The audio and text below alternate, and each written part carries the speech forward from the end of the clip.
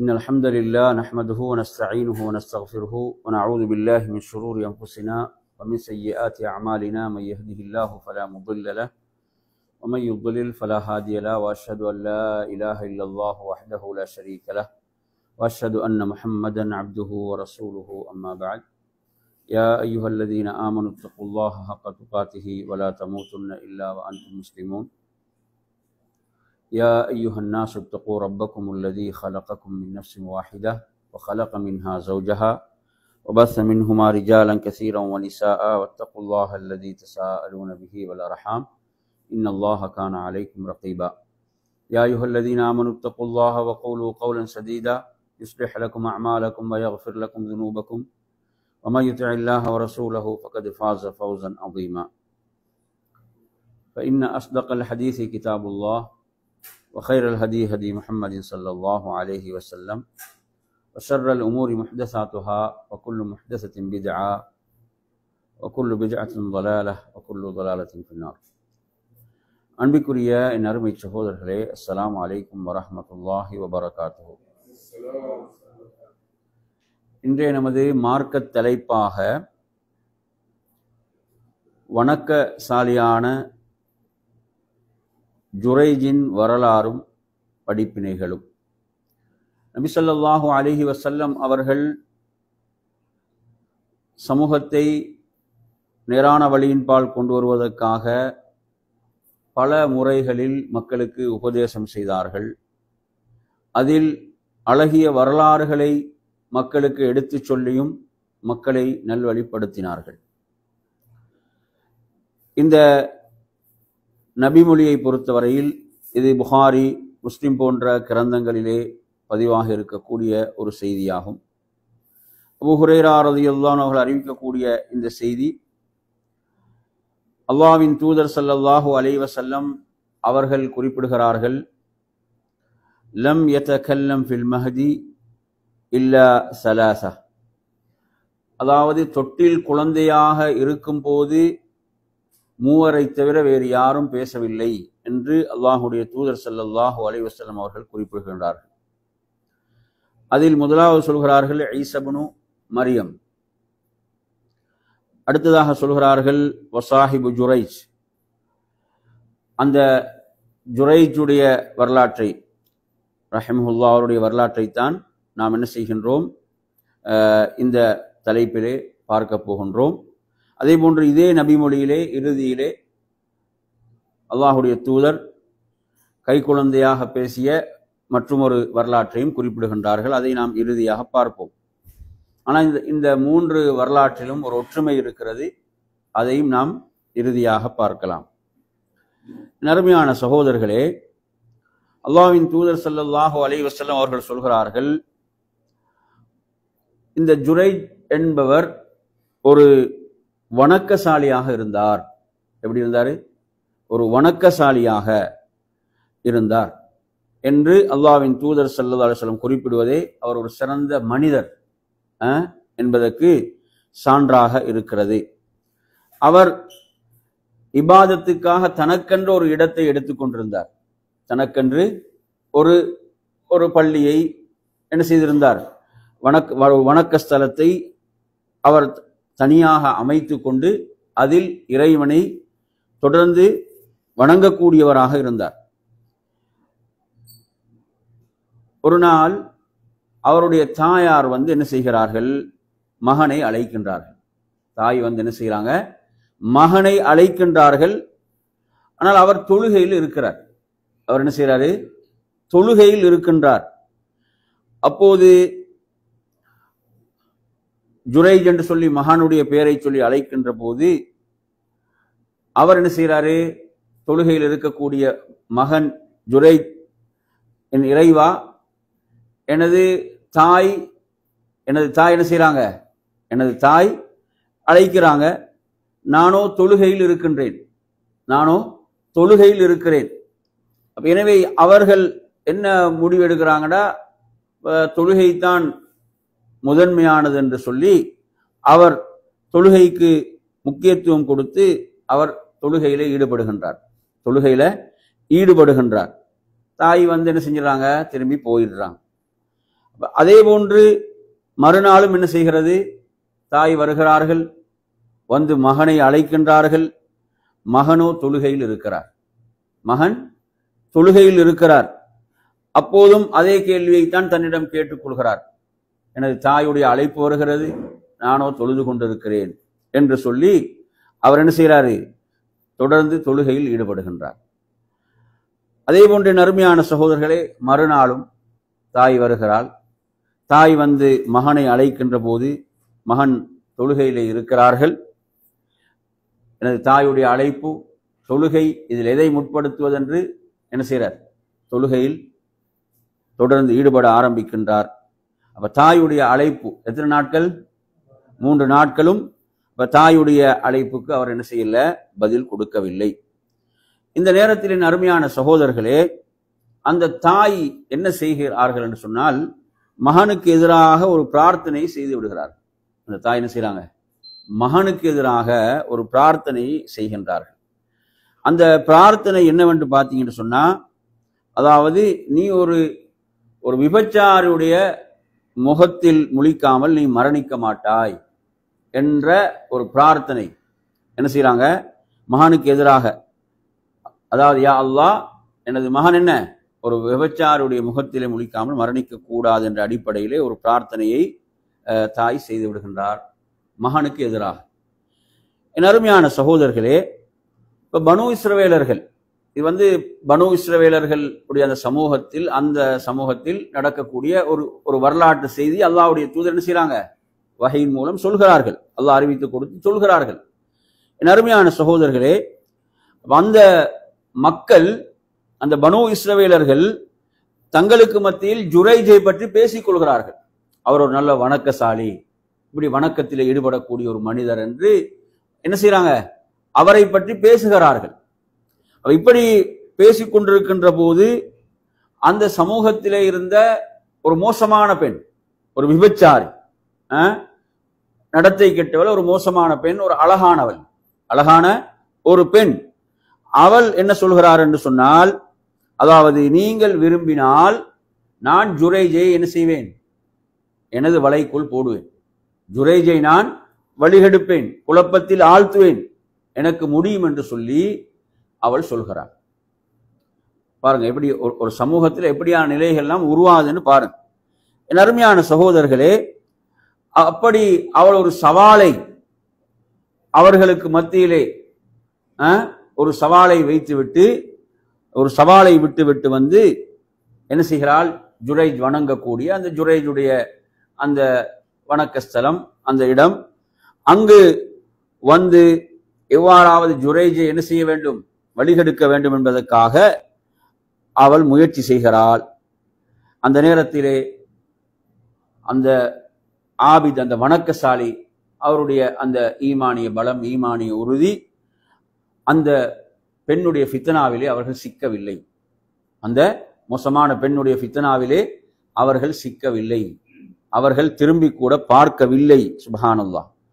எனவே இவளுக்கு இப்போது ஒரு தலை குனிவு. நான் இப்படி ஒரு சவாலை விட்டு வந்தேன், என்னால் அந்த சவாலை என்ன செய்யவில்லை, என்னால் நிறைவேற்ற முடியாமல் போய்விட்டது என்ற அந்த ஒரு வைராக்கியத்திலே இவர் என்ன செய்கிறார் என்று சொன்னால், ஒரு ஆட்டிடையனோடு தவறாக நடந்து ஒரு குழந்தையை பெற்றெடுக்கிறார். அப்ப குழந்தையை பெற்றெடுத்த உடன் அவள் என்ன செய்கிறாள் அப்படின்னு பார்த்தீங்கன்னு சொன்னா, அந்த மக்களிடம் போய் சொல்கிறாள், இந்த பிள்ளையுடைய தந்தை வேறு யாரும் அல்ல, ஜுரைஜ் தான். இந்த குழந்தையுடைய தந்தை யாருதான்? ஜுரைஜ் என்று அவள் போய் சொல்கிறாள். அருமையான சகோதரர்களே, அப்ப இப்படி சொன்னவுடன் மக்கள் கொதித்து எழுகின்றார்கள். ஜுரைஜை பற்றி நாங்கள் எப்படியெல்லாம் நினைத்திருந்தோம், எப்படிப்பட்ட ஒரு வணக்கசாலி அவர், இப்படி ஒரு மோசமான வேலையை செய்து விட்டாரே என்று சொல்லி என்ன செய்கிறார்கள் என்றால், வந்து அவருடைய அந்த வணக்க ஸ்தலத்தை தான் அவர்கள் இடித்து தள்ளுகிறார்கள், இடித்து தரைமட்டமாக்குகிறார்கள்.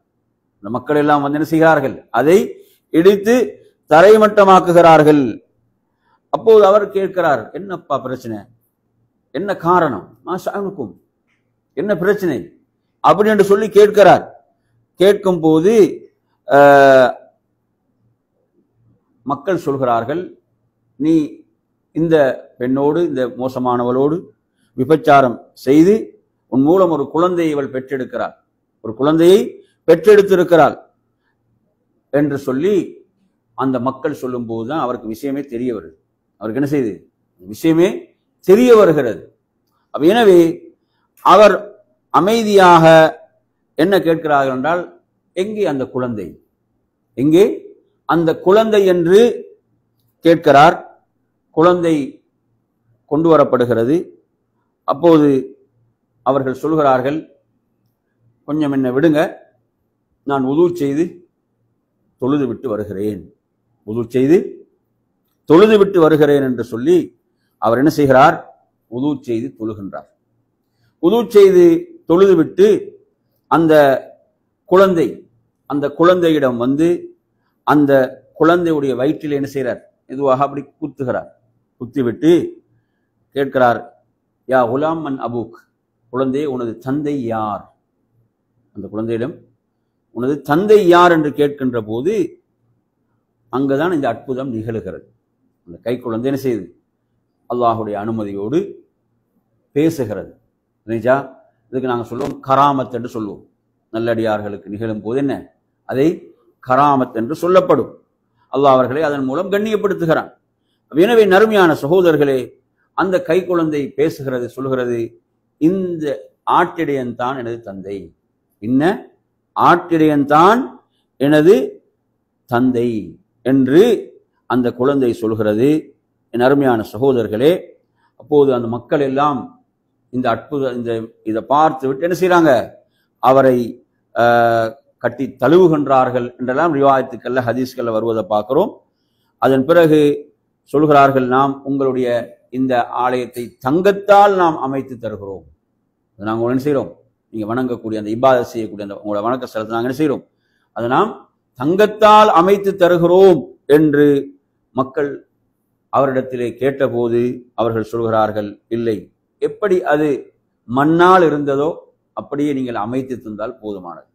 எப்படி அது மண்ணால் அமைக்கப்பட்டிருந்ததோ அதே போன்று நீங்கள் அமைத்து தந்தால் போதுமானது என்று அவர் சொல்கிறார். நறுமையான சகோதரர்களே, அவ்வாறு அவர்கள் செய்தார்கள் என்பது இந்த செய்தி. நான் உங்களுக்கு இந்த செய்தியை என்ன செய்தேன்? இந்த நபி அவங்க சொன்ன இந்த வரலாற்றை உங்களுக்கு சொல்லிட்டேன். இந்த வரலாறு இப்ப உங்களுக்கு இதை நான் உங்களுக்கு சொல்லிவிட்டேன். இப்போது நாம் இதில் இருந்து நாங்கள் பெறுகின்ற படிப்பினை, இதில் அந்த மூன்றாவது ஒரு குழந்தையும் இருக்குதா இல்லை, அதையும் இதே ரிவாயத்தில் வருகிறது, அதையும் சொல்லிவிடுகிறேன். அதையும் சொல்லிவிட்டு இதனுடைய படிப்பினைக்கு செல்லலாம். என் அருமையான சகோதரர்களே, இப்ப நபி அவங்க 3 கை குழந்தைகளை தவிர பேசவில்லை என்று சொல்றாங்களே. இப்ப நாங்க 2 பார்த்துட்டோம். யார் யாரு சொல்லுங்க? ஒன்று ஈசா அலைஹிஸ்ஸலாம், மரியம் அலைஹிஸ்ஸலாத்துடைய மகன் ஈசா அலைஹிஸ்ஸலாம். அடுத்தது இந்த ஜுரைஜுடைய வரலாற்றிலே இந்த கை குழந்தை என்ன செய்தது? பேசியது. அடுத்ததாக நீங்க பாத்தீங்கன்னு சொன்னா, அதாவது ஒரு தாய் தனது குழந்தைக்கு பாலூட்டி கொண்டிருக்கிறார்.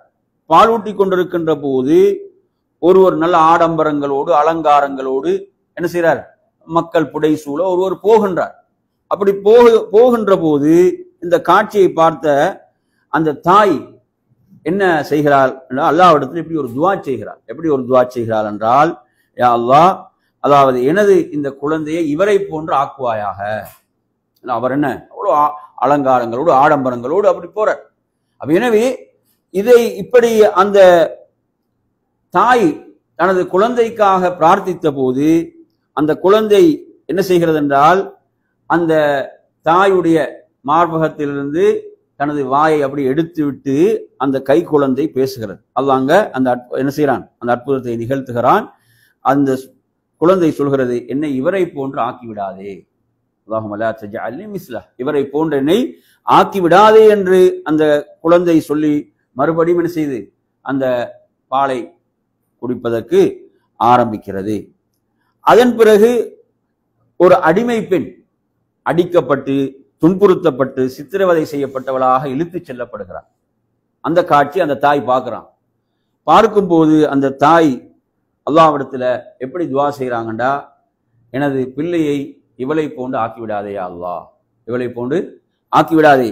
என்ன குற்றச்சாட்டுகள் அங்க அந்த பெண்ணுக்கு எதிராக வைக்கப்படுகிறது என்றால், நீ விபச்சாரம் செய்து விட்டாய், நீ திருடி விட்டாய், இப்படி அவர்கள் சொல்லி சித்திரவதை செய்து கொண்டு இழுத்துக்கொண்டு அடித்துக் கொண்டு செல்கிறார்கள். எனவே அருமையான சகோதரர்கள், அந்த பெண் என்ன வார்த்தைகளை சொல்றாங்கன்னு ஹதீஸ்ல வருது பாருங்க. அந்த பெண் சொல்றான், ஹஸ்பி அல்லாஹு வ நிஅமல் வக்கீல். சுப்ஹானல்லாஹ். அந்த பெண் சொல்ற என்ன, ஹஸ்பி அல்லாஹு வ நிஅமல் வக்கீல் என்று அந்த பெண் சொன்னவளாகத்தான் செல்கிறாள். சுப்ஹானல்லாஹ். அந்த பெண் அதோடு சொல்றாள், நான் திருடவும் இல்லை, விபச்சாரம் செய்யவும் இல்லை. அப்ப அந்த தாய் இப்படி பிரார்த்தித்தவுடன் குழந்தை என்ன செய்து பால் குடிப்பதை நிறுத்திவிட்டு அந்த குழந்தை அல்லாஹ் எப்படி சொல்கிறது என்றால், யா அல்லாஹ், என்னை இந்த பெண்ணை போன்று ஆக்கி விடுவாயாக. சுப்ஹானல்லாஹ். நாங்க வெளியில பார்த்து எதையும் என்ன செய்ய முடியாது, முடிவு செய்ய முடியாது இல்லையா? சுப்ஹானல்லாஹ். பாருங்க. எனவே நீங்க இந்த 3 கை குழந்தைகள் பேசியது என்றதுல ஒரு ஒற்றுமை இருக்குது. ஒரு என்ன செய்யுது, ஒரு ஒற்றுமை இருக்கிறத நீங்க பார்க்கலாம். என்ன ஒற்றுமை இருக்கிறது என்றால், அதாவது இங்கு அவர்களுடைய மானம் என்பதுதான் அவர்களுடைய பத்தினித்தன்மையும் அவர்களுடைய அந்த கற்பும் மானமும் பாதுகாக்கப்படுகிறது இல்லையா? இப்ப ஈசா அலைஹிஸ்ஸலாம் கை குழந்தையாக இருக்கும் போது பேசினாங்கடா, யாருக்காக பேசினாங்க? தனது தாய் பரிசுத்தமானவள் இல்லையா, தனது தாய் தூய்மையானவள் என்பதற்காக அவங்க பேசுறாங்க. அல்லாஹ் அந்த கை குழந்தையை பேச வைக்கிறான். சுப்ஹானல்லாஹ். அப்ப அந்த தாயுடைய கற்பென்பது தூய்மையானது, பரிசுத்தமானது என்பது. அப்ப ஜுரைஜுடைய வரலாற்றை எடுத்தீங்கன்னா இதுல யாரு தூய்மையானவராக ஆக்கப்பட வேண்டும் சொல்லுங்க? ஜுரைஜ். அவர் தூய்மையானவர், அவர் பரிசுத்தமானவர். அவர் என்ன செய்யல, அப்படி ஒரு பாவத்தை அவர் செய்யவில்லை. சுப்ஹானல்லாஹ். அங்க அந்த குழந்தை அல்லாஹ் பேச வைக்கிறான். அதே போன்று எடுத்தீங்கன்னா 3வது வரலாற்றிலும் அந்த பெண்ணுக்கான குற்றச்சாட்டுல ஒன்றுதான், நீ விபச்சாரம் செய்து விட்டாய் என்பது. அந்த குழந்தை என்னை இந்த பெண்ணை போன்று ஆக்குவாயாக என்பதிலிருந்து என்ன தெரிகிறது? அந்த பெண் தூய்மையானவள், அந்த பெண் பரிசுத்தமானவள், அப்படி ஒரு பாவத்தை தவறை அவள் செய்யவில்லை. சுப்ஹானல்லாஹ். எனவே அருமையான சகோதரர்களே, இப்போது நாம் இந்த மிக முக்கியமாக நாம் இதில் பேசிய ஜுரைஜுடைய இந்த வரலாற்றில் ரஹிமஹுல்லாஹ் இதில் உள்ள சில படிப்பினைகளை அல்லாஹ்வுடைய தூதர் ஒரு வரலாறு சொல்றாங்கடா, அந்த வரலாறு என்ன இருக்கு நமக்கு? நிச்சயமாக அதில் எண்ணற்ற படிப்பினைகள் இருக்கும். அந்த அடிப்படையில நபி ஸல்லல்லாஹு அலைஹி வஸல்லம் அவர்கள் முதலாவது சொல்கிறார்கள், 3 குழந்தைகளை தவிர பேசவில்லை என்றால் அந்த சஹாபாக்களுக்கு அதை செவியேற்க செய்வதில் ஒரு ஆர்வத்தை ஏற்படுத்துறாங்க. அல்லாஹ்வுடைய தூதர் என்ன செய்றாங்க? ஒரு ஆர்வத்தை ஏற்படுத்துவதை நாம் இந்த செய்தியிலே பார்க்கின்றோம். அதே போன்ற அருமையான சகோதரர்களே, அல்லாஹு தஆலா தனது நேசர்களை அல்லாஹ் என்ன செய்வான்? பாதுகாப்பான். என்ன செய்வான்? அல்லாஹ் தனது நேசர்களை கைவிட மாட்டான். தனது நேசர்கள் அல்லாஹ் என்ன செய்ய மாட்டான்? கைவிட மாட்டான் என்ற ஒரு மிகப்பெரிய ஒரு படிப்பினை நாங்க இங்க பார்க்கிறோம். அல்லாஹ்வுடைய தூதர் சொல்றாங்க, யஹ்ஃபஸில்லாஹ யஹ்ஃபஸ். அல்லாஹ்வை நீ பாதுகாத்துக்கொள், அல்லாஹ் உன்னை பாதுகாப்பான். அல்லாஹ்வை பாதுகாக்கிறா என்ன? நாங்க என்ன படிச்சிருக்கிறோம்? அல்லாஹ்வை பாதுகாக்கிறா சொல்லுங்களேன். அல்லாஹ்வை பாதுகாக்கிறா அவனது கட்டளைகளை நாம் செயல்படுத்துவது, அவனது மார்க்கத்தை நாம் பின்பற்றுவது, அந்த தூய்மையான மார்க்கத்துடைய வழியிலே நாம் என்ன செய்வது? நாம் பயணிப்பது. எனவே அல்லாஹ்வை நீ பாதுகாத்துக்கொள், அல்லாஹ் உன்னை பாதுகாப்பான். அதே மாத்திரமல்ல, இஹ்ஃபஸில்லாஹ தஜிதுஹு துஜாஹக். அல்லாஹ்வை பாதுகாத்துக்கொள், நீ அல்லாஹ்வை முன்னால் பெற்றுக்கொள்வாய் என்றா என்ன இருக்குது? அல்லாஹ்வுடைய உதவியும் அருளும் உனக்கு கிடைத்துக் கொண்டே இருக்கும். சுப்ஹானல்லாஹ். எனவே பாருங்க, இது ஒரு மிக முக்கியமான ஒரு நற்செய்தியா இல்லையா? நாம் படைத்த ரப்போடு எப்படி நடந்து கொள்கிறோம்? நாங்க ஒவ்வொருவரும் இப்ப கேட்க வேண்டிய ஒரு கேள்வி என்ன? படைத்த ரப்போடு எனது உறவு எப்படி இருக்கிறது? எனது தொடர்பு எப்படி இருக்கிறது? எவ்வளவு தூய்மையாக இருக்கிறது? எந்த அளவுக்கு தூய்மையோ அந்த அளவுக்கு இறை உதவியும் இறை அருளும் நிச்சயமாக உறுதியாக கிடைக்கும். அல்லாஹ் ஒருபோதும் என்ன செய்ய மாட்டான்? கைவிட மாட்டான். இந்த வரலாற்றை நாங்க பார்க்கிறோமா இல்லையா? இந்த வரலாற்றில் அதை பார்க்கின்றோமா இல்லையா? எனவே அருமையான சகோதரர்களே, அல்லாஹு தஆலா சொல்கிறான், அலா இன்ன அவுலியா அல்லாஹ் லா ஹவுஃபுன் அலைஹிம் வலா ஹும் யஹ்ஸனூன். அறிந்து கொள்ளுங்கள், அல்லாஹ்வுடைய நேசர்களுக்கு எந்த பயமும் இல்லை, எந்த கவலையும் இல்லை. அவங்க யாரு? யார்? அவுலியாக்கள். பச்சை ஜுப்பா போட்டு பச்சை தலப்பை கட்டுவாங்க அவுலியாக்கள். யார் அவுலியாக்கள்? இந்த வசனம் அழகா சொல்லுது, இது ஞாபகம் வச்சுக்கோங்க. அல்லதீன ஆமனு வ கானூ யத்தகூன், அவர்கள் தான் ஈமான் கொண்டு தக்வாவோடு வாழ்பவர்கள், தக்வாவோடு இறையச்சத்தோடு இருப்பவர்கள். அல்லாஹ் சொல்றான் லஹுமுல் புஷ்ரா ஃபில் ஹயாத்தித் துன்யா வ ஃபில் ஆখিরা, அவர்களுக்கு இந்த உலகத்திலும் நற்செய்தி இருக்கிறது, மறுமையிலும் அவர்களுக்கு நற்செய்தி இருக்கிறது என்று அல்லாஹு தஆலா குறிப்பிடுவதை பார்க்கின்றோம். எனவே நறுமையான சகோதரர்களே, அதே போன்று மற்றும் ஒரு மிக முக்கியமான விடயம் என்ன? அல்லாஹ்வுடைய தூதர் ஸல்லல்லாஹு அலைஹி வஸல்லம் நமக்கு சொல்லி தரக்கூடிய ஒரு விஷயம், உங்களுடைய துஆக்கள் ஏற்றுக்கொள்ளப்பட வேண்டுமா, உங்களுடைய பிரார்த்தனைகள் ஏற்றுக்கொள்ளப்பட வேண்டுமா? அதுக்கு முக்கியமான ஒரு முன்மாதிரி இந்த செய்தியில் இருக்கிறது. என்ன? நீங்க சந்தோஷமாக மகிழ்ச்சியாக இருக்கும் போது நீங்க என்ன செய்யுங்க? அல்லாஹ்வை அறிந்து அல்லாஹ்வுக்கு கட்டுப்படுங்கள். அப்படி நீங்கள் நடந்தால், நீங்க நெருக்கடியில் துன்பத்தில் சிக்கிக் கொள்ளும் போது அல்லாஹ் என்ன செய்வான்? உங்களை அறிந்தவனாக இருப்பான், உங்களோட பிரார்த்தனையை ஏற்றுக்கொள்வான். அப்ப ஜுரைஜ் எப்படிப்பட்டவராக இருந்தாரு? அவர் இறை வணக்கத்தில் தான் தனது வாழ்வை அர்ப்பணிக்கக்கூடிய ஒருவராக இருந்தார். அவருக்கு ஒரு நெருக்கடி வருகின்ற போது அல்லாஹ் அவர் என்ன செய்கிறான்? அல்லாஹ் அவரது துஆவை ஏற்றுக்கொள்கிறான், அல்லாஹ் அவரது தொழுகையை ஏற்றுக்கொள்கிறான். எனவே நறுமையான சகோதரர்களே, அதே போன்று நாம் பார்க்க வேண்டிய முக்கியமான அடுத்த விடயம் என்ன? அல்லாஹ் நமக்கு குர்ஆனிலே சொல்வது வஸ்தஈனு பிஸ்ஸப்ரி வஸ்ஸலாஹ், நீங்கள் பொறுமையை கொண்டும் தொழுகையை கொண்டும் உதவி தேடுங்கள். எனவே இங்கு அவர் எதன் மூலம் உதவி தேடினார்? எதன் மூலம்? தொழுகையின் மூலம். அவர் தொழுதார், தொழுது அல்லாஹ்விடத்திலே உதவி தேடினார், தொழுது அல்லாஹ்விடத்தில் பிரார்த்தித்தார். அல்லாஹ் அவரது பிரார்த்தனையை ஏற்றுக்கொண்டானா இல்லையா? எனவே இந்த நம்பிக்கை நமக்கு இருக்கிறதா? நாங்க தொழுது எமது தொழுகையால் நாம் எதை சாதிக்க முடியும் கேட்க வேணுமா இல்லையா? நம்மிடத்தில் ஒவ்வொருவரும் எனது தொழுகையுடைய நிலை என்ன, எனது தொழுகையின் நிலை என்ன? அந்த அளவு நாங்கள் உறுதியோடு அல்லாஹ்வின் மீது முழுமையாக நம்பிக்கை வைத்து நாம் தொழுகைகளை நிறைவேற்றுகிறோமா? எமது தொழுகையின் மூலம் நாம் இறை உதவியை, அந்த நம்பிக்கை உறுதியாக நம்மிடம் வர வேண்டும். அல்லாஹ்வுடைய அருள்ல நாங்க நம்பிக்கை இழக்க கூடாது. நமது தொழுகைகள் நாங்கள் என்ன செய்யணும்? அப்படி மாற்ற வேண்டும். நிச்சயமாக அல்லாஹ் கைவிட மாட்டான். நாம் படைத்த ரப்பிடம் தொழுது அவனிடம் உதவி தேடும் போது நிச்சயமாக அவன் உதவி செய்வான் என்று நாம் உறுதியாக நம்ப வேண்டும். அதற்குத்தான் இந்த வரலாறு சொல்லப்படுகிறது. இந்த வரலாறு அதற்குத்தான் சொல்லப்படுகிறது அருமையான சகோதரர்களே. எனவே இதில் நாம் புரிந்து கொள்ள வேண்டிய மற்றும் ஒரு மிக முக்கியமான ஒரு படிப்பினை தான் பெற்றோர்களுடைய விஷயம். யாருடைய விஷயம்? பெற்றோர்களுடைய விஷயம். இவர் என்ன செய்யறாரு? தொழுகையில இருந்தார்.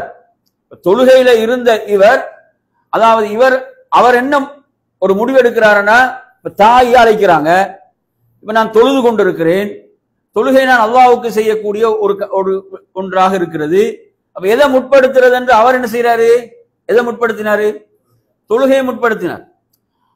ஆனால் அறிஞர்கள் என்ன சொல்றாங்கன்னு சொன்னா, உபரியான ஒரு தொழுகை என்று வருகின்ற போது, உபரியான ஒரு தொழுகை என்று வருகின்ற போது தாயுடைய அழைப்புக்குத்தான் என்ன செய்ய வேண்டும்? முக்கியத்துவம் கொடுக்க வேண்டும். அவசரமாக தொழுது விட்டு வந்து விடுவது என்ற ஒரு நிலையை அறிஞர்கள் சொல்வார்கள். எனவே நறுமையான சகோதரர்களே, அந்த இடத்துல அந்த தாயுடைய அழைப்பு என்பது எவ்வளவு முக்கியமானது நினைச்சு பாருங்க. இன்றைய உண்மையில் பெற்றோருடைய அழைப்பை ஏற்காதவர்கள் என்ன தொழுகையில் இருக்கிறவங்களா ஏற்காம இருக்கிறாங்க?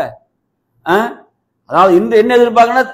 பெற்றோர்கள் தன்னுடைய காலடிக்கு வர வேண்டும், நான் அழைத்தா உடனே தாய் வர வேண்டும், நான் அழைத்தால் உடனே தந்தை வர வேண்டும் என்று உள்டாவா தான் இருக்குது. இப்ப புரியுது அவங்க சொல்றது? அவர்கள் அழைத்து செல்வதல்ல. இப்ப நான் அழைத்தா என்ன செஞ்சிடணும்? உடனே அவங்க பதிலளிக்க வேண்டும் என்ற மாதிரி தான் நிலைமை இருக்கிறது. சுப்ஹானல்லாஹ். நறுமையான சகோதரர்களே, அல்லாஹ்வுடைய தூதர் சொன்னார்களா இல்லையா? மூவருடைய துஆ மறுக்கப்பட மாட்டாது. அதில் பெற்றோர்களுடைய துஆ இருக்கிறது. நறுமையான சகோதரர்களே, இப்ப நாங்க பெற்றோர்களுடைய துஆவை அடைந்து கொள்வது என்பது எவ்வளவு முக்கியமான ஒரு விஷயம். துஆவை அடைந்து கொள்வது மட்டுமல்ல, அவர்களிடமிருந்து நாம் எந்த திட்டையும் வாங்கிவிடக் கூடாது. பதுவாக்கள், திட்டுகளை வாங்கிவிடக் கூடாது. அது மிகப்பெரிய நெருக்கடியை அது வாழ்வில் ஏற்படுத்தும். ஒரு வணக்கசாலி, ஒரு நல்ல மனிதர், அவருடைய வாழ்விலே இதை விட்டு வைக்கிறா பாருங்களேன். யாருடைய வாழ்க்கையில் இது? ஒரு இபாதத்துல, வணக்கத்துல தன்னையே ஈடுபடுத்தி கொண்ட ஒரு ரசூலுல்லாஹ் ஆபித் என்ற வார்த்தையை பயன்படுத்துறாங்க. யாரு பயன்படுத்துறாங்க? அல்லாஹ்வுடைய தூதர். அப்ப அவர் வணக்கசாலி.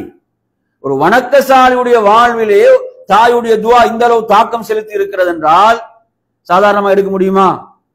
எனவே பெற்றோர்களுடைய உள்ளங்களை புண்படுத்துவதன் மூலம் எத்தனை எத்தனை பிள்ளைகள் என்ன செய்யறாங்க?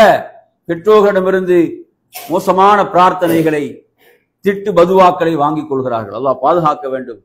அறிஞர்கள் இந்த ஹதீஸுக்கு விளக்கம் சொல்லும் போது சொல்றாங்க, அந்த தாய் வார்த்தையை பயன்படுத்திய காரணத்தால் ஜுரை தப்பினார் என்றான். அந்த தாய் என்னதான் சொல்றாங்க? ஒரு விபச்சாருடைய முகத்தில் முழிக்காமல் யா அல்லாஹ் இவன் மரணிக்க கூடாது. அவங்க என்ன சொல்லல, விபச்சாரம் என்ற பாவத்துல ஈடுபடுற மாதிரியா சொல்லியிருந்தாங்கன்னு அல்லாஹ் பாதுகாக்க வேண்டும். பாருங்க, அப்ப ஒரு அவங்களோட துவாக்கள் என்பது சாதாரணமானதல்ல, பெற்றோர்களுடைய துவா என்பது. எனவே நறுமையான சகோதரர்களே, அப்ப நாம் அவர்களுக்கு மிகப்பெரிய ஒரு முக்கியத்துவம், அவர்களுடைய நமது வாழ்வில் அவர்களுக்குரிய இடம் அல்லாஹ்வுக்கு அடுத்ததாக, அல்லாஹ்வுடைய ரசூலுக்கு அடுத்ததாக அவர்களுக்குரிய இடம் இருக்கிறது. சாதாரணமானது அல்ல. இதை நாம் நன்றாக விளங்க வேண்டும். அதே போன்று அல்லாஹ்வுடைய தூதர் ஸல்லல்லாஹு அலைஹி அவர்கள் பெற்றோருக்கும் அறிவுரை சொன்னார்கள். என்ன அறிவுரை சொன்னார்கள்? நீங்க உங்களோட பிள்ளைகளுக்கு எதிராக பிரார்த்திக்க வேண்டாம். நபி அவங்க எப்படி சொன்னாங்க? பெற்றோர்களுக்கு பிள்ளைகளும் என்ன செய்யக்கூடாது? அப்படி நடந்து கொள்ளக்கூடாது. பெற்றோர்களுடைய மோசமான பதுவாக்களை பெற மாதிரி நடந்து கொள்ளவும் கூடாது. அதே போன்று பெற்றோருக்கும் சொல்றாங்க, அறிவுரை சொல்றாங்க. என்ன அறிவுரை சொல்றாங்க? பெற்றோருக்கு சொல்றாங்க, நீங்க உங்கள் பிள்ளைகளுக்கு எதிராக நீங்கள் துஆ செய்ய வேண்டாம், பிரார்த்திக்க வேண்டாம் என்று அல்லாஹ்வின் தூதர் ஸல்லல்லாஹு அலைஹி வஸல்லம் அவர்கள் குறிப்பிட்ட செய்திகளை பார்க்கின்றோம். அதே போன்றுதான் என் அருமையான சகோதரர்களே, அடுத்ததாக நாம் இதுல கவனிக்க வேண்டிய ஒரு விஷயம் என்ன? அல்லாஹ் குர்ஆன்ல ஒரு செய்தி சொல்றான் பாருங்க. யா அய்யுஹல்லதீன ஆமனு இன் ஜாஅக்கும் ஃபாஸிகும் பினபஇன் ஃபதபையனு அன் துஸீபு கௌமன் பிஜஹாலா ஃபதுஸ்பிஹு அலா மா ஃபஅல்தும் நாதிமீன். பாருங்க எவ்வளவு இந்த இந்த இந்த வரலாறோட எவ்வளவு பொருந்தி போகுதுன்னு பாருங்க. நான் இந்த வசனத்துக்கு பொருளை சொல்றேன் பாருங்க, நீங்க அதை கொஞ்சம் தொடரப்படுத்துங்க. யா அய்யுஹல்லதீன ஆமனு, மூமீன்களே, உங்களிடம் ஒரு பாவி, யாரு?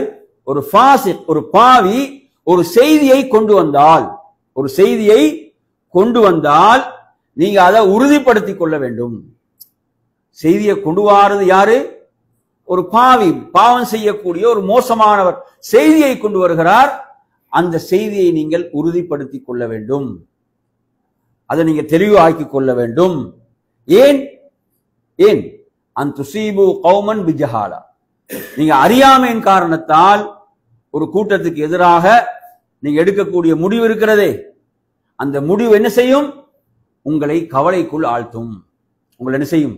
கவலைக்குள் ஆழ்த்தும். இந்த குர்ஆனுடைய வசனத்துல, இந்த வசனத்துக்கு நாங்க இந்த வரலாற்றை எப்படி தொடர்படுத்தலாம்? எந்த இடத்துல தொடர்படுத்தலாம்?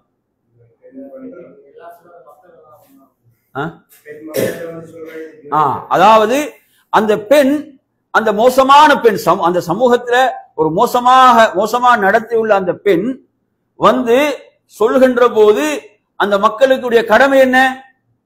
என்ன செய்யறது? அந்த அவரது இறை இல்லத்தை, அவர் வணங்கக்கூடிய வணக்க ஸ்தலத்தை உடைப்பதல்ல, மாறாக என்ன செய்ய வேண்டும்? அதை உறுதிப்படுத்த வேண்டும். இந்த செய்தி உண்மையானதா? யாருடைய விஷயத்துல சொல்லப்படுது? ஒரு அந்த சமூகத்தில் நல்ல மனிதராக பார்க்கப்பட்ட ஒரு விஷயத்துல சொல்லப்படுது.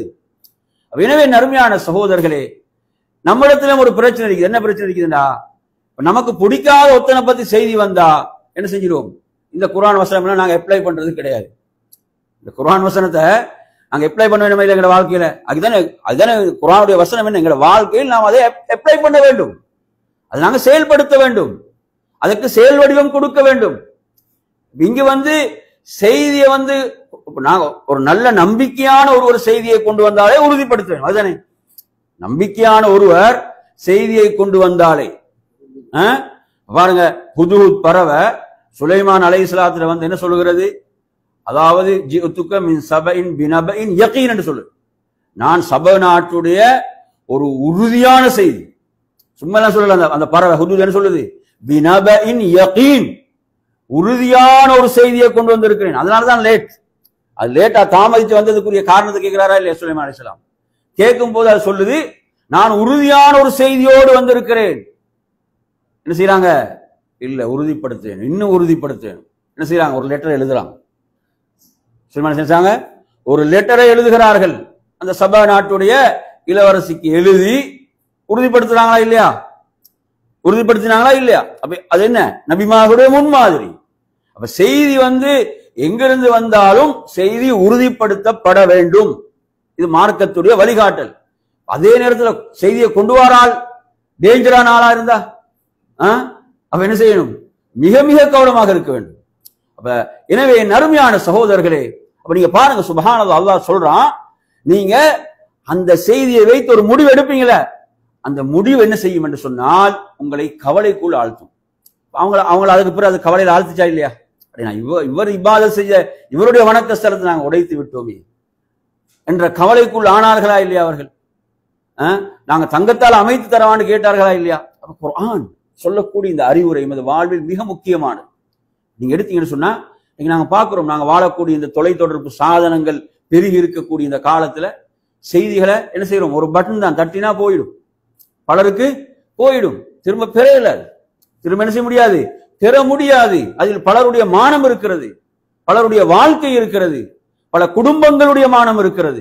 சுப்ஹானல்லாஹ், சாதாரண விஷயம் அல்ல, சாதாரண ஒரு விஷயம் அல்ல. மார்க்க விஷயங்களும் தான். மார்க்க விஷயங்களை பாத்தீங்கன்னா இவ்வளவு என்ன செய்யறாங்க? பொய்யான விஷயங்களை பரப்புறாங்க. ஆஷுராவுக்கு பாத்தீங்கன்னா நிறைய பேர் கேட்கிறாங்க, ஒரு பெரிய லிஸ்ட் வருது. ஆஷுராவுடைய நாளில் நடந்தவை என்று ஆதம் அலைஹிஸ்ஸலாத்திலிருந்து ஆரம்பிச்சுக்கிறார். ஆதம் அலைஹிஸ்ஸலாத்திலிருந்து ஆரம்பிச்சு ஆஷுரா நாளில் இது நடந்தது.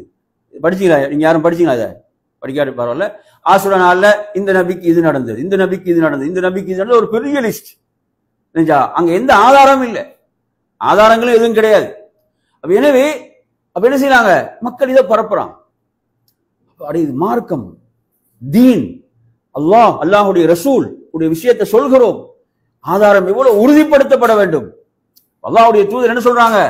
ஒருவனுடைய காதுக்கு எட்டக்கூடிய செய்திகளை எல்லாம் எவன் பரப்புகிறானோ சொல்கிறானோ அவன் பொய்யன் என்பதற்கு அது போதுமான சான்று. சொன்னாங்களா இல்லையா? அவன் பொய்யன் என்பதற்கு அதுவே போதுமான சான்று. எனவே செய்திகள் நறுமை சகோதரர்களை ஒன்றுக்கு பல முறை, அது நாங்க வாழ்ற காலத்துல நீங்க பாத்தீங்கன்னா சுப்ஹானல்லாஹ், ஒவ்வொருத்தர் அந்த யூடியூப் சேனல்களை பாருங்க, சம்பாதிக்கிறதுக்காக வீவச கூட்டுறதுக்காக இவ்வளவு பொய்யான செய்திகள் பாக்குறோமா இல்லையா? எல்லாம் பிரேக்கிங் தான் வருது. எல்லாம் பார்த்தா என்ன, எதை பார்த்தாலும் பிரேக்கிங் தான் போடுறோம். அப்பதான் நிறைய பார்ப்பான். பார்த்தா உள்ளுக்கு போயிட்டு பார்த்தீங்கன்னா ஒன்று இருக்காது. ஏன்? வீவஸ் கூட்டுறது, அதன் மூலம் சம்பாத்தியம், உழைப்பு, இப்படி இதெல்லாம் மறுமையில, அதாவது இவர்கள் என்ன விட்டுவிடப்படுவார்களா? அருமையான சகோதரர்களே, ஒருவருடைய மானத்தோடு சம்பந்தப்பட்ட விஷயங்கள் இதெல்லாம் என்ன சும்மா நாளை மறுமையில் விடப்படும் நினைக்க நிச்சயமாக இல்லை. அல்லாஹ் இந்த ஒவ்வொன்றை மிக துல்லியமாக ரப்புல் ஆலமீன் விசாரிப்பான். அங்கு யாரும் தப்ப முடியாது, அங்கு யாரும் தப்ப முடியாது. எனவே நறுமையான சகோதரர்களே, அடுத்ததாக இந்த வரலாற்றில் நாங்கள் படிக்கக்கூடிய மற்றும் ஒரு மிக முக்கியமான ஒரு விஷயம் இருக்கிறது. என்ன தெரியுமா? ஆயிஷா ரலியல்லாஹுடைய அவர்களுக்கு அவதூறு சொல்லப்படுற ரசூலுல்லாஹுடைய மனைவி உம்மஹாத்துல் மூமினுடைய தாய், அவர்களுக்கு அவதூறு சொல்லப்படுகின்ற அந்த செய்தியில அல்லாஹ் முக்கியமான ஒரு விஷயத்தை சொல்றான். இது ஒரு முக்கியமான இந்த வரலாறு நாங்கள் தொடரப்படுத்தி இதை பார்க்கலாம். எப்படி என்று சொன்னால், அந்த ஆயிஷா விஷயத்துல அவதூறு சொல்லப்பட்ட செய்தி உங்களோட காதுகளுக்கு எட்டிய போது, இந்த செய்தி உங்களோட காதுக்கு வந்த போது, அதாவது மூமினான ஆண்களும் பெண்களும் பி அன்ஃபுஸிஹிம் கைரா, தங்களுக்குள் நல்லது அல்லவா எண்ணி இருக்க வேண்டும். சுப்ஹானல்லாஹ், இவ்வளவு முக்கியமான இடம் என்று பாருங்க, இவ்வளவு முக்கியமான இடம் என்று பாருங்க. ஆயிஷா விஷயத்துல, அதாவது மதீனாவுடைய ஒரு முனாஃபிக் அப்துல்லா இப்னு உபை இப்னு சலூல் என்ன செய்கிறான்? ஒரு அவதூறை பரப்புகிறான். இந்த அவதூறு வரும்போது அல்லாஹ் என்ன அறிவுரை சொல்றான்டா, இந்த செய்தி மூமினான ஆண்களுடைய பெண்களுடைய காதுகளை அடைகின்ற போது, எட்டிய போது அவர்கள் நல்லதை அல்லவா நினைத்திருக்க வேண்டும். சுப்ஹானல்லாஹ், நினைச்சு பாருங்க.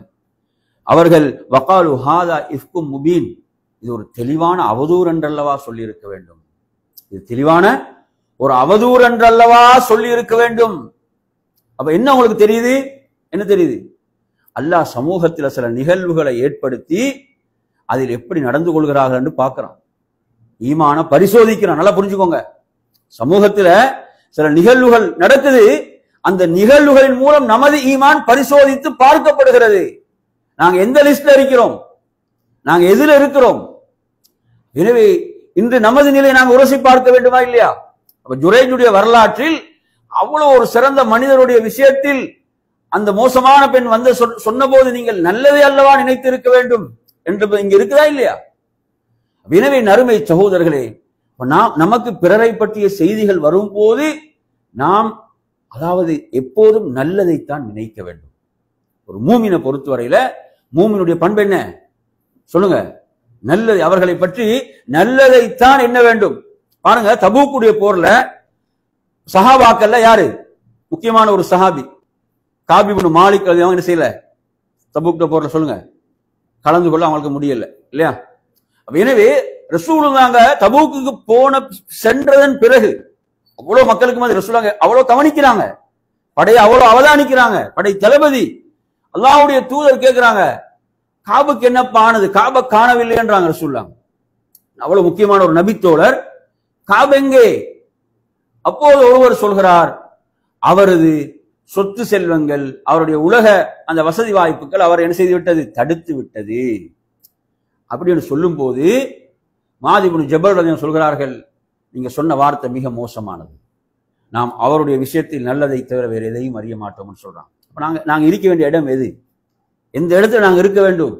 எனவே ஒருவர் நமது ஒரு சகோதரனை பற்றி தவறாக பேசப்படுகின்ற போது நாம் என்ன செய்ய வேண்டும்? அவர்களது நலவுகளை எடுத்து சொல்ல வேண்டும். இல்லை, இன்றைக்கு நமது பிரச்சனை என்ன என்றால், நமக்கு பிடிக்காத ஒருத்தனா இன்னும் நாங்களும் சேர்த்து என்ன செய்வோம்?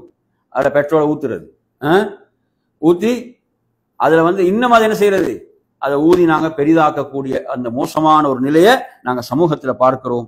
என் அருமையான சகோதரர்களே, அடுத்ததாக இந்த வரலாற்றில் உள்ள மற்றும் ஒரு முக்கியமான ஒரு விடயம் என்னவென்று சொன்னால், அதாவது ஒருவர் தன் மீது மோசமான அவதூறுகள் குற்றச்சாட்டுகள் வைக்கின்ற போது அவர் என்ன செய்ய வேண்டும்? தனக்காக அவர் பேச வேண்டும், தனது நிலையை நிரூபிக்க வேண்டும். இது நாங்க இன்னொரு வரலாற்று யாருடைய வரலாற்று சொல்லலாம்? யூசுப் அலைஹிஸ்ஸலாம் எடுங்களே. யூசுப் அலைஹிஸ்ஸலாம் அவ்வளவு காலம் சிறையில் இருக்கிறாங்க, 10 வருடங்களுக்கு குறைவாக சிறையில் இருந்துட்டாங்க. விடுதலைக்கான வாய்ப்பு வருகிறது. எப்ப விடுதலை ஆகும் தான் எதிர்பார்த்து கொண்டிருக்கிறாங்க. விடுதலைக்கான வாய்ப்பு வருகிறது, ஆனா வெளியே வரல. விடுதலைக்கான வாய்ப்பு வருகிறது, வெளியே வரவில்லை. என்ன சொல்றாங்க? எனக்கு என்ன எதுக்காக உள்ள போட்டீங்க? எதற்காக உள்ள போட்டீங்க? எந்த பெண் அதற்கு காரணமோ அவரிடம் கேளுங்கள், யார் உண்மையான குற்றவாளி என்று. சுப்ஹானல்லாஹ். அப்ப எனவே தனது பரிசுத்த தன்மையை நிறுவுகிறார்கள். அந்த பெண் தனது குற்றத்தை ஏற்றுக்கொள்கிறாள். நான் தான் அவரை தவறான வழிக்கு கொண்டு வருவதற்கு முயற்சித்தேன் என்று சொன்ன பிறகு தான் ஒரு பரிசுத்தவான், தூய்மையான என்பதை நிரூபித்து வருகிறார்கள். சுப்ஹானல்லாஹ். எனவே நறுமையான சகோதரர்களே, இதுவும் ஒரு மூமினுடைய கடமை. ரசூலுல்லாஹ் ரமலான்ல இரவு காலங்கள்ல மஸ்ஜித் நபவியில இத்திகாஃப் இருக்கின்ற போது ஒரு நாள் இருள தான் இருப்பா. இரவுல இத்திகாஃப் இருக்கின்ற போது ரசூலுல்லாஹ்வுடைய மனைவிமார்கள் ரசூலுல்லாஹ்வோட சந்திச்சு பேசிட்டு போவாங்க, அவங்கள விசாரிச்சுட்டு போவாங்க. எனவே சஃபியா ரலியல்லாஹு அன்ஹா வாராங்க, ரசூலுல்லாஹ்வோட விசாரிச்சுட்டு பேசிட்டு ரசூலுல்லாஹ் மஸ்ஜித் நபவியுடைய அந்த வாயில் வரைக்கும் அவங்கள வழி அனுப்புறதுக்காக போறாங்க. மெதுவாக நடந்து கொண்டு செல்லும் கொண்டிருந்த 2 அன்சாரி தோழர்கள் வேகமா நடக்கிறாங்க. மெதுவா போனவங்க வேகமா போற ஆரம்பிக்கிறாங்க. நபி அவங்க சொல்றாங்க, அலா ரிஸ்லிங், அப்படி நில்லுங்கன்றாங்க. சொல்றாங்க, என்ன? நான் பேசிக்கொண்டிருந்தது எனது மனைவி சஃபியாவுடன்றாங்க ரசூலுல்லாஹ். சுப்ஹானல்லாஹ். அப்ப அந்த சஹாபாக்களே சுப்ஹானல்லாஹ்ன்றாங்க. அப்ப அல்லாஹ்வுடைய தூதர் என்ன சொல்றாங்கடா, நீங்க இந்த இடத்தை விட்டு கடந்து போன பிறகு ஷைத்தான் உங்களோட உள்ளத்துல என்ன செய்வான்? போடுவான். அவங்க யாரோட பேசிக்கொண்டிருந்தாங்க என்று போடுவான் ஷைத்தான். சுப்ஹானல்லாஹ். எனவே அது என்ன செஞ்சிடும்? பெரிய பாதிப்பு ஏற்படுத்தும். அல்லாஹ்வுடைய தூதர் விஷயத்தில் இப்படி ஒரு எண்ணம் வந்துச்சுன்னு வைங்களே, ஈமான்லே சந்தேகம் வந்துடும். எனவே அப்ப ரசூலுல்லாஹ் சொல்றாங்க, அப்ப அது என்ன? நான் பேசிக்கொண்டிருந்தது எனது மனைவியோடு தான். அப்ப இது ஒரு முக்கியமான இடம். நாம் நமது தூய்மையை நிறுவ வேண்டிய இடங்கள் இருக்கிறது. புரிஞ்சா? சிலவங்க மஸ்ஜிதுகள் என்ன செய்வாங்க? எந்த கணக்கு வழக்கம் போடுறது இல்லை, தூய்மையான பேசி கொண்டிருக்கிறது. சரி வரும் அது கணக்கு வழக்க போடு, அப்பதான் மக்கள் என்ன செய்வாங்க? தூய்மை என்று ஏற்றுக்கொள்வார்கள். இது ஒன்றும் கிடையாது, நாங்க தூய்மையானவர்கள், நாங்க அப்படி. அதாவது நீங்க உங்களுடைய தூய்மையை நீங்க என்ன செய்ய வேண்டும்? செயல்முறையில் நிறுவ வேண்டி இருக்கிறது. எனவே நறுமையா இப்படி நீங்க எடுத்தீங்கன்னா இந்த வரலாற்றில் ஏராளமான படிப்பினைகளை நமக்கு சொல்ல முடியும். எனவே நறுமையான சகோதரர்களே, இந்த இப்படி அல்லாஹ்வுடைய தூதர் நமக்கு சொல்லி தந்த வரலாறுகள், குர்ஆன் சொல்லக்கூடிய வரலாறுகள் மிக சுருக்கமாகத்தான் இருக்கும். ஆனால் நிறைய படிப்பினைகள் இருக்கும், அதில் நிறைய படிப்பினைகள் இருக்கும். அப்படிப்பட்ட படிப்பினைகளை பெற்று இஸ்லாத்திலே வாழ்ந்து மரணிப்பதற்கு அல்லாஹ் நம் அனைவர்களுக்கும் அருள் புரிவானாக என்று கூறி நிறைவு செய்கிறேன். வாஹிரு தஅவானா அல்ஹம்துலில்லாஹி ரப்பில் ஆலமீன். அஸ்ஸலாமு அலைக்கும் வரஹ்மத்துல்லாஹி வபரகாத்துஹு.